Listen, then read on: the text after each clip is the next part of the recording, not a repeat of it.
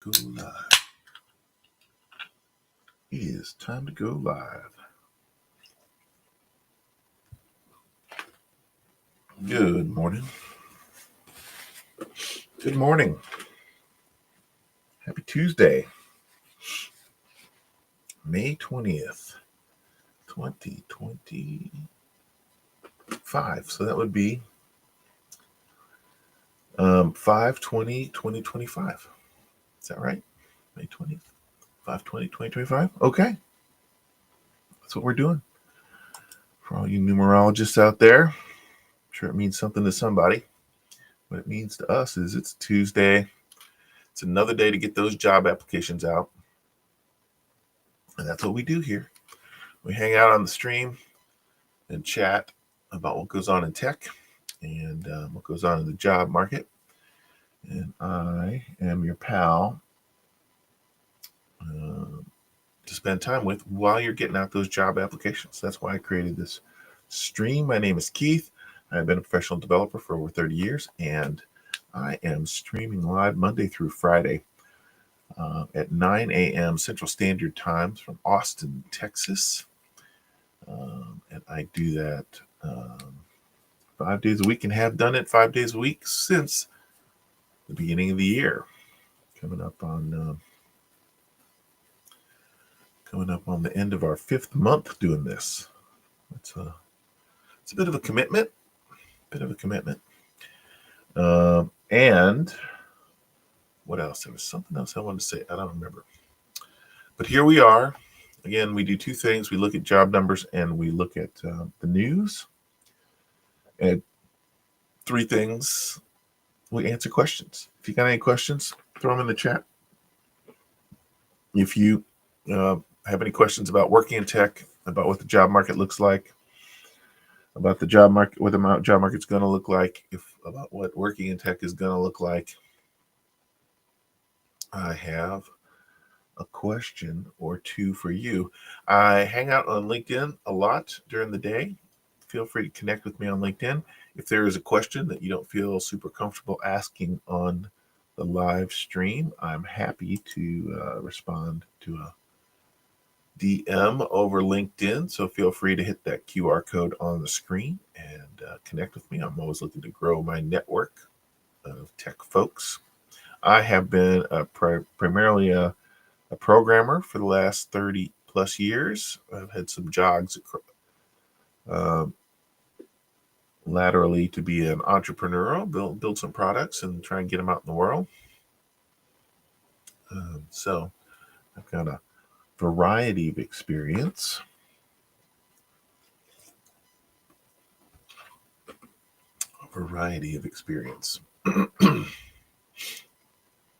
Okay, let's get into it. Let's look at those job numbers.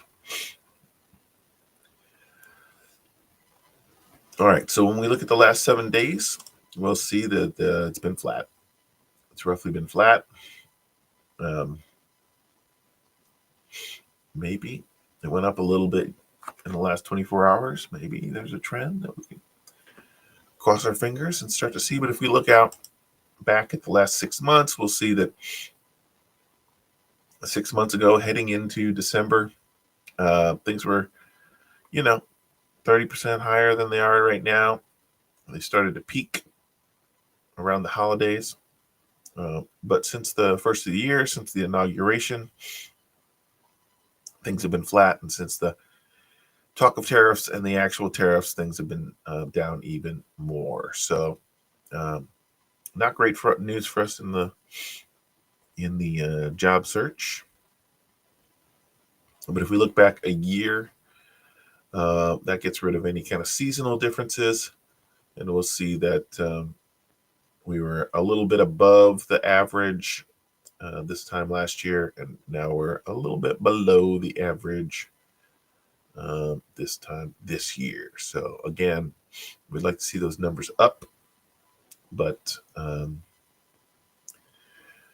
summer's going to be here before you know it. Summer's generally pretty flat.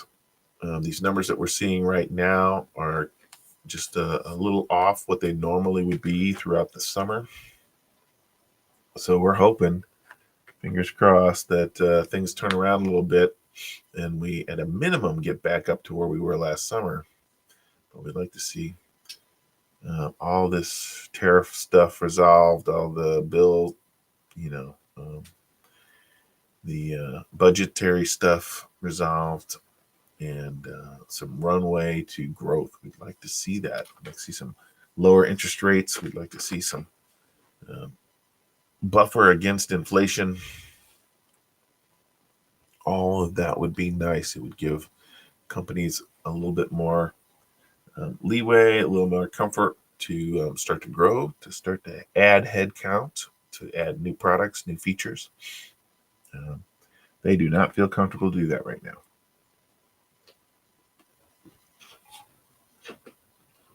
If we look at what's going on, where we factor in experience level,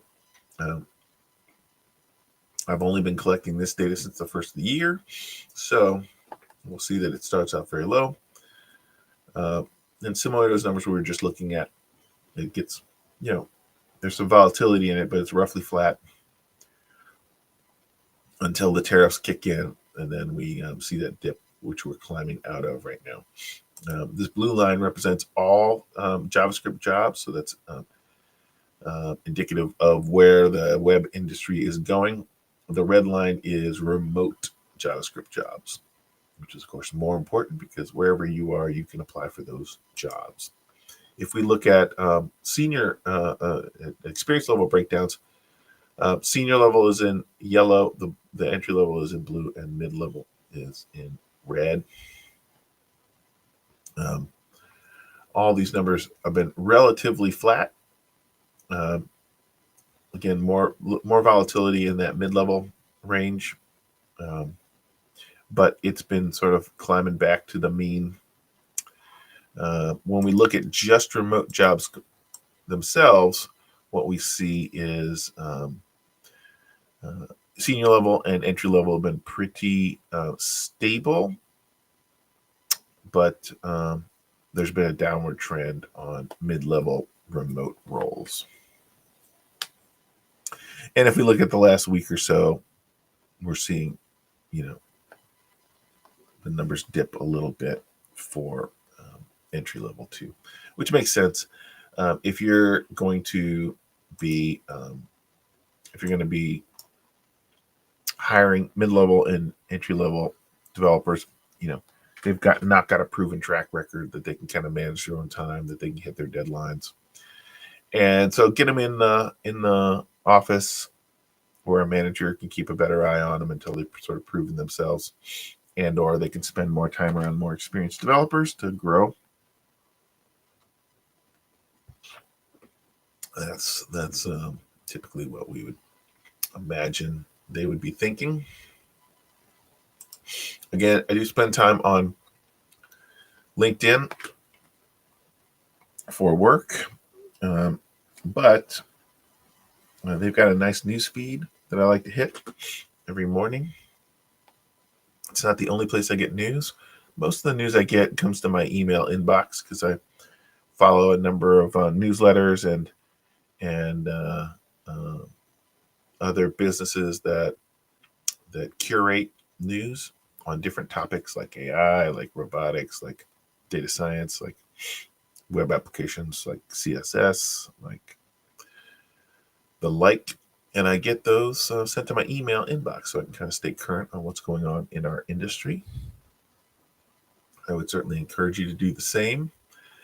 But this is good for the stream to just hit some quick news takes, and they tend to be relatively recently updated, last 2 hours. JP Morgan Chase changes course on Bitcoin.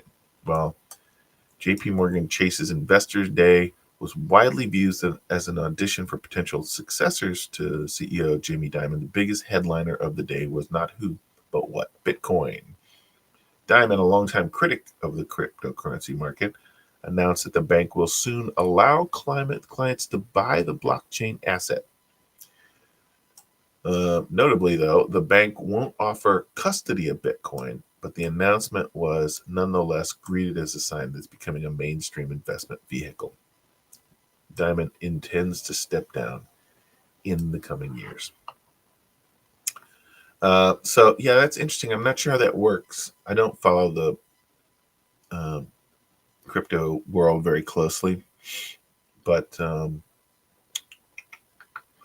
don't know what it means to buy Bitcoin if they're not holding it for you. Like I own a little bit of crypto,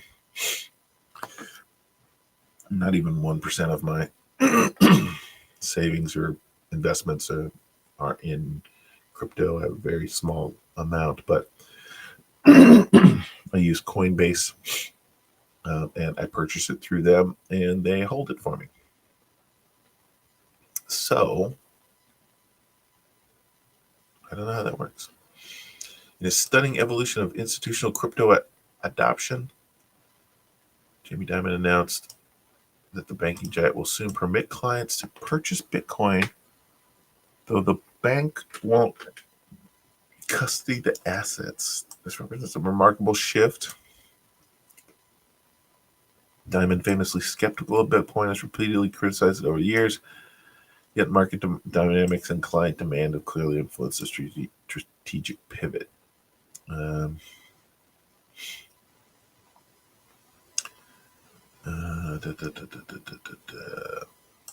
a fan of Bitcoin.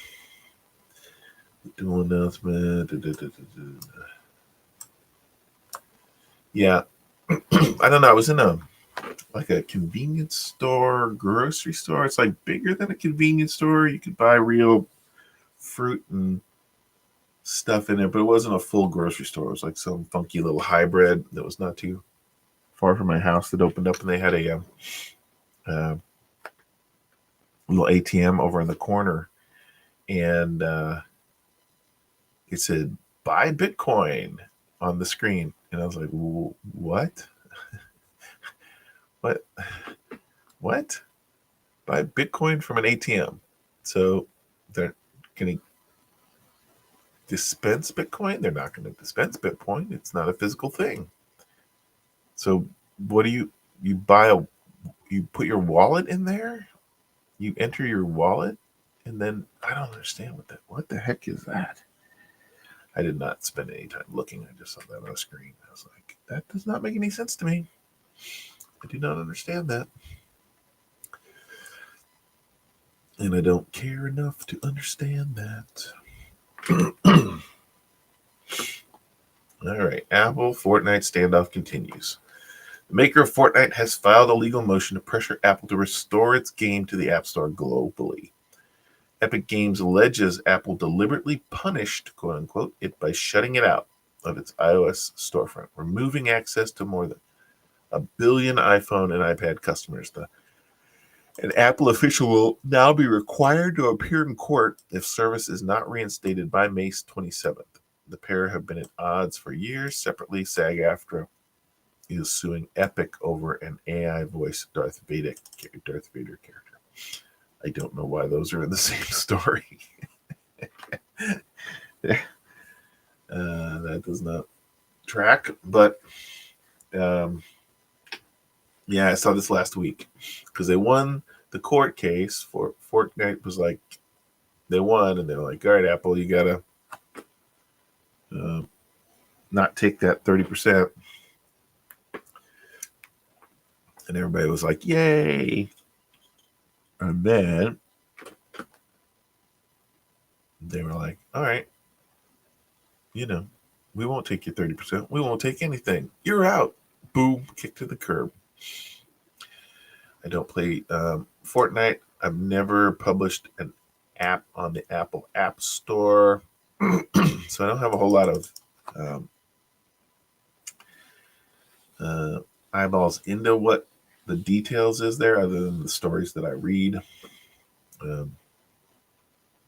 But, generally speaking,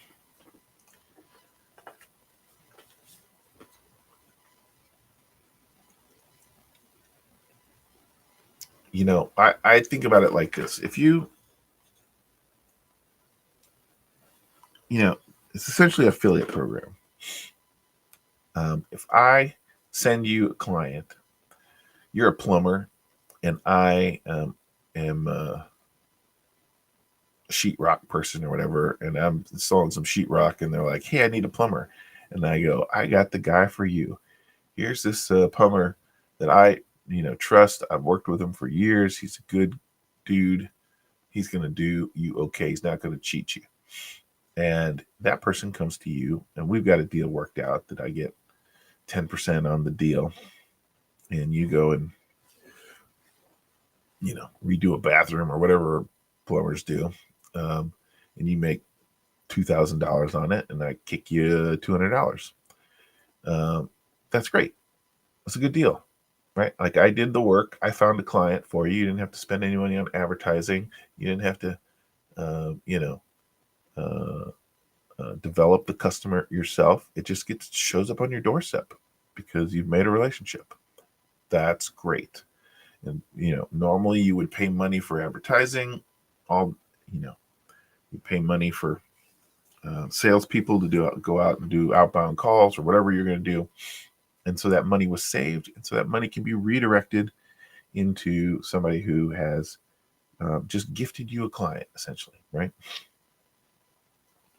But if that, you do a good job as a plumber, and the customer's happy, and then they come back 6 months later and they're like, "Oh, I need my kitchen, dishwasher removed and replaced or whatever." Okay, got another job. I'm not kicking that 10% back to the original guy. Like, you deliver me a client, we had a transaction, I gave you a kickback, but now he's my client, right? He came back because I did a good job. And so, that's the end of that relationship. But with Apple, so like if I'm in the Apple App Store and you charge $10 for your app, which is crazy, most people don't charge $10 for an app, but say you charge $10 for an app, just to keep the math simple, Apple delivers traffic to you, right? They make you visible. They own the customer base. They spent all the money to build their brand, to excite people to go buy Apple products. Now they have a captive audience, and they are just funneling clients to you. And once they buy, Apple takes 30%. $3 goes to Apple. That's great. But now in-app purchases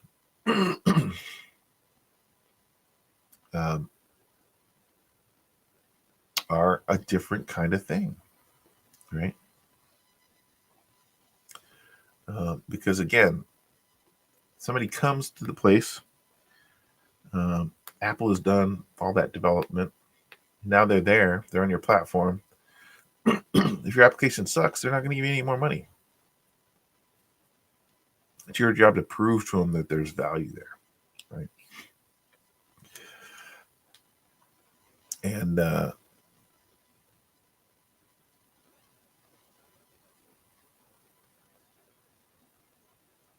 I could even see, the first, like, the thing is, the thing that's different there is that the free to play.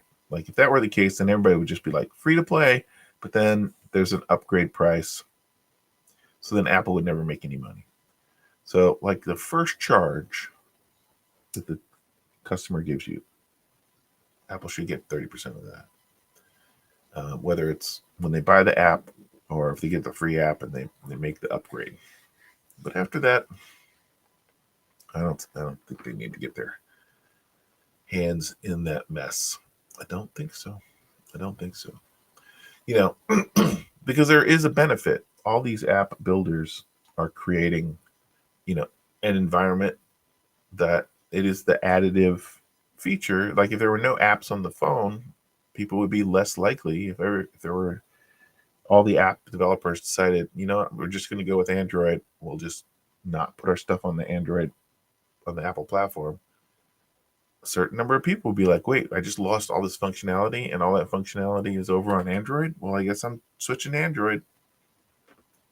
I mean, it's a symbiotic relationship. So, I don't know. Any thoughts on that? What are your thoughts? Apple get? Should they get 30% in perpetuity? Or should there be limits to the amount of money that they can make off of somebody who's doing the work? That's the thing. Like if I, like my day job, we have a subscription model. Our customers come in and they pay $330 a month for our services. We don't have an affiliate program, but if we had an affiliate program and somebody gave us a client, I'd say, I'll give you half of that. I'll give you $160, $165 for every customer that you send to us. We probably wouldn't be paying that much on advertising, but you want to be generous. Again, if it's a good funnel that's giving you product, giving you customers, say, boom, you send somebody to us, all you've done is the introduction, and you get $165 for every new person you send to us that signs up with us. That seems like a really good deal from an affiliate program. But you don't get the next $165. Like, no.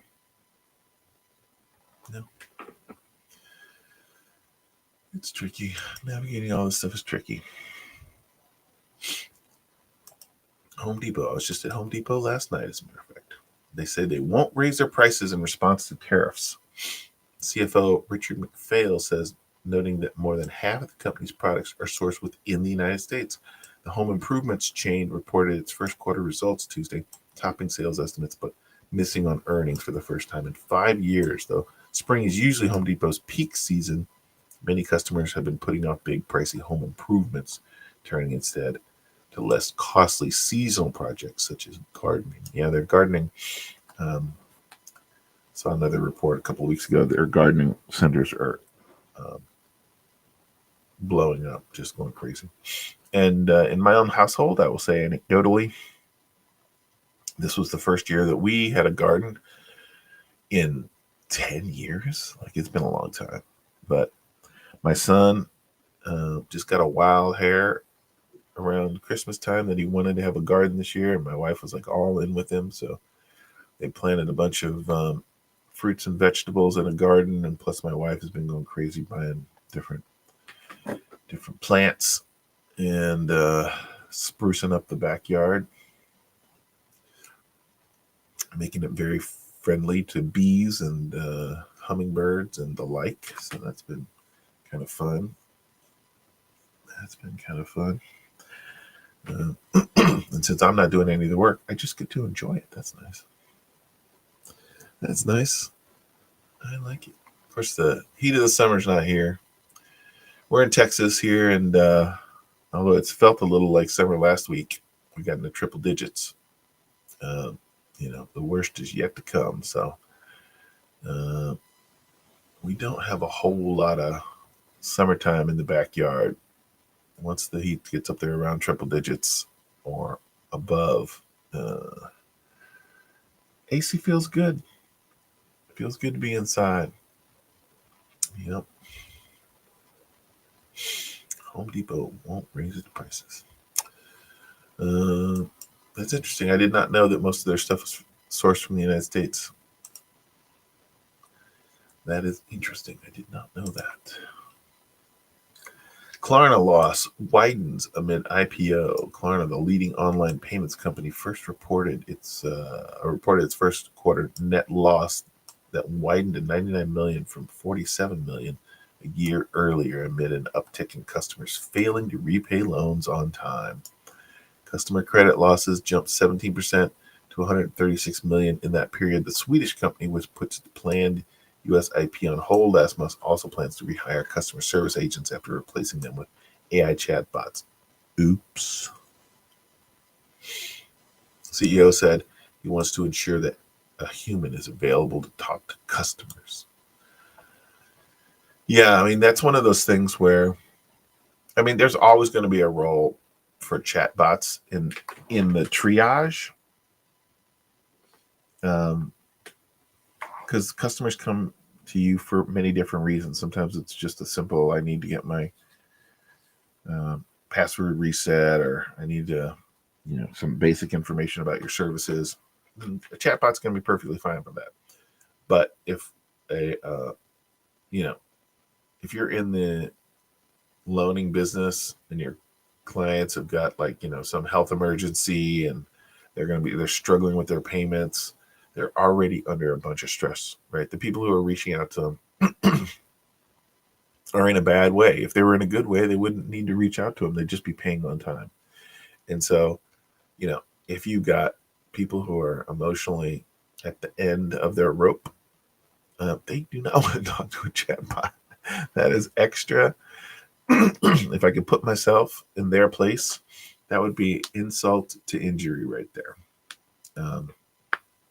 So yeah, I could imagine that's not a good thing and not working out well for them. Klarna. Buy now, pray later. Pray they're gonna repay their loan.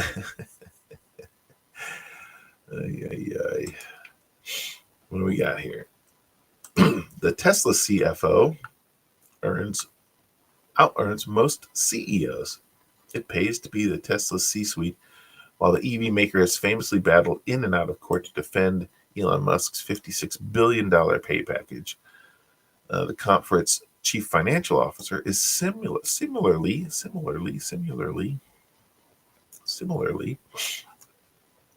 stratospheric.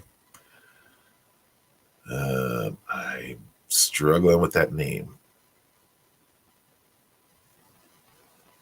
I'm not even going to try.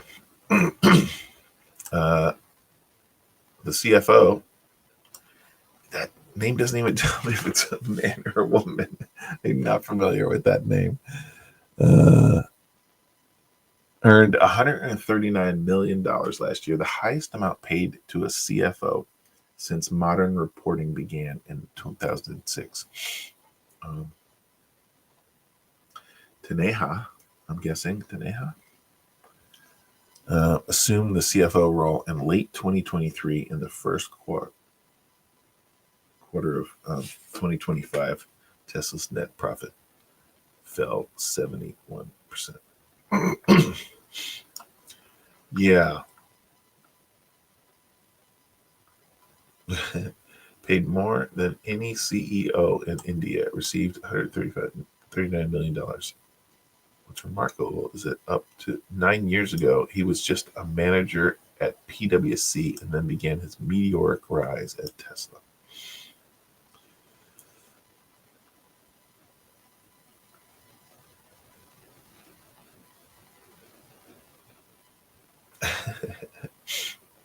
Sundar Pichai makes $10 million a year, and Satya Nadella makes $79 million a year. But that's not full compensation.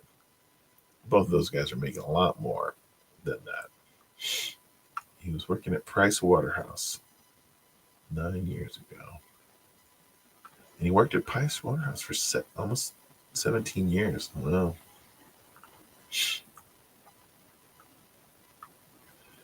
And he was at Solar City in 2016, 2017, back when they were doing well. So it was probably a right place at the right time. And interesting. One quick story, and then we'll wrap it up. NVIDIA has debuted a new program that will allow its customers to create semi-custom AI infrastructure. NVLink Fusion announced at the Computex 2025 conference in Taiwan on Monday will allow NVIDIA customers to use other companies' central and graphics processing units with NVIDIA products. Also on Monday, Qualcomm said it would roll out CPUs for the data centers that would power artificial intelligence linking NVIDIA chips. With that move, Qualcomm steps into a market currently dominated by Intel and AMD.